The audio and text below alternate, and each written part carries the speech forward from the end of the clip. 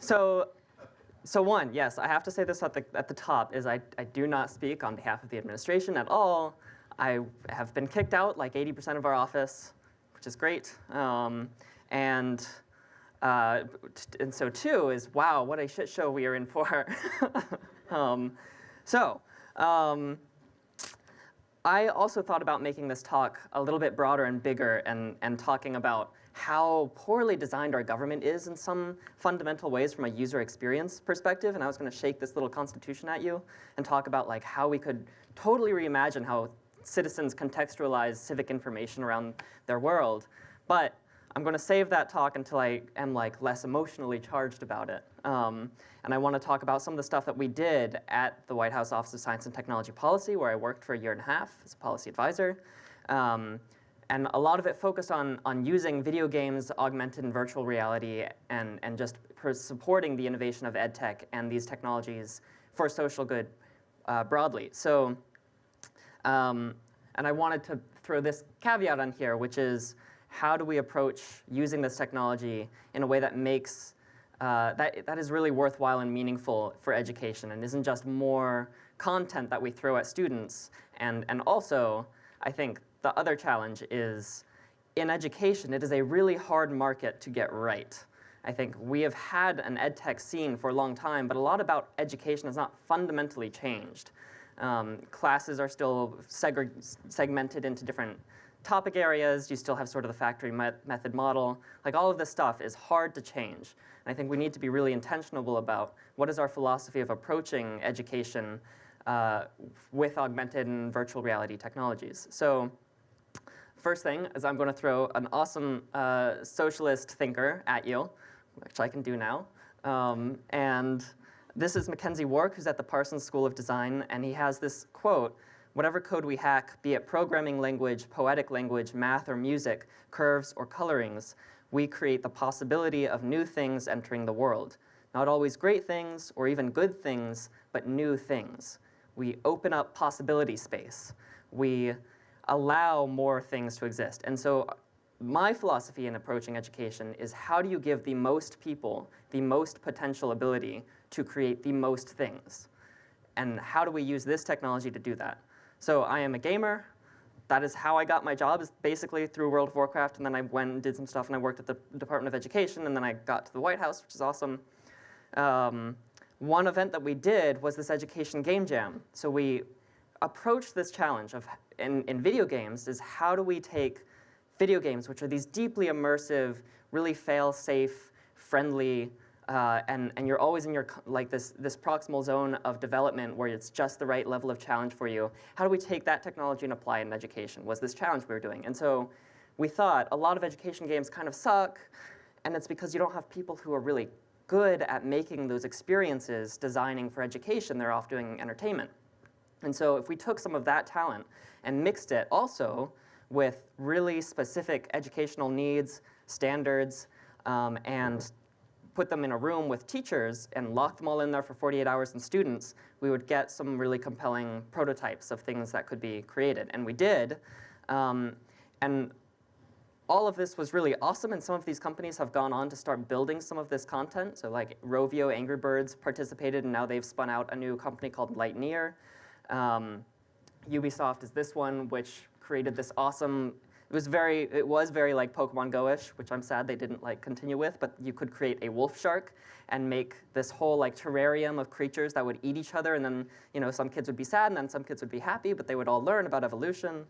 And so our theory of the case was this, and we would get these really high quality learning games out of this process of throwing this small equation together. But the other thing that I took away from this was the students participating in the game jam, where they had a lot of the most critical insights, and they also had the most important takeaways from this process, where they themselves were learning how to use this technology, unlock its potential, and then as a gateway drug of any kind, because they were participating in this design and creative process, they wanted more and more of it. So it's changed my thinking a little bit about what kinds of things we might want to make in this AR scene for education. So I have two quick points that I'm going to make, because I know we're keeping things pretty tight today.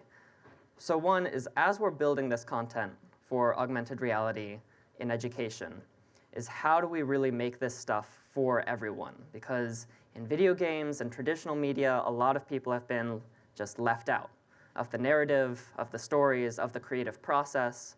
4 examples that we have tried to highlight, and we had a discussion. One of the last events that we did was we brought together a bunch of VR and AR creators to talk about how these spaces can be reclaimed for women and underrepresented minorities who has historically been left out. And so we've tried to talk about people like Ada Lovelace, who created the first code compiling program, or Katherine Johnson, who helped launch the first people to space, or Grace Hopper, who was a rear admiral and no, she was the one who created COBOL programming, compiling, and Ada Lovelace was the one who actually came up with the first algorithm for a machine, the analytical engine for Charles Babbage. She was the first computer programmer ever, and it was a woman. So screw you, white men like me. And also these Calutron girls who actually operated these spectrometers, Calutrons, to create uranium isotopes for the first atom bomb. And they did it better than the PhD men who were supposed to do the job. So how do we tell these stories through these new platforms?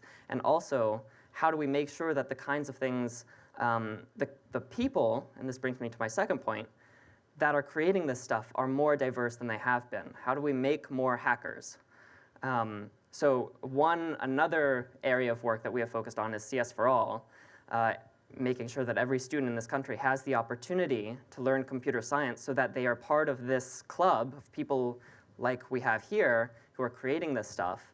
And I'm going to throw some numbers at you so you get a reference for what this problem is. Only 1/4 of schools in this country offer high-quality computer science. More than half, it's estimated, don't offer any computer programming courses whatsoever with any programming available to kids. Like, that's crazy. And at the same time, when we're talking about the actual breakdown of who is even in the classes that are offered, you have some pretty abhorrent numbers. And the data is limited, so we go off of things like APCS. But only like 22% of underrepresented the 50,000 students who are taking APCS are girls, even less than that are minorities. Some really intense numbers are in 2015, only in 3 states, 0 girls took APCS. In 10 states, less than 20 girls took APCS. And in 21 states, less than 10 African-American kids took APCS. So who is going to be the next generation that creates amazing content that speaks to everyone? If we keep this trend up, it's just going to keep being the same people it has been, people like me.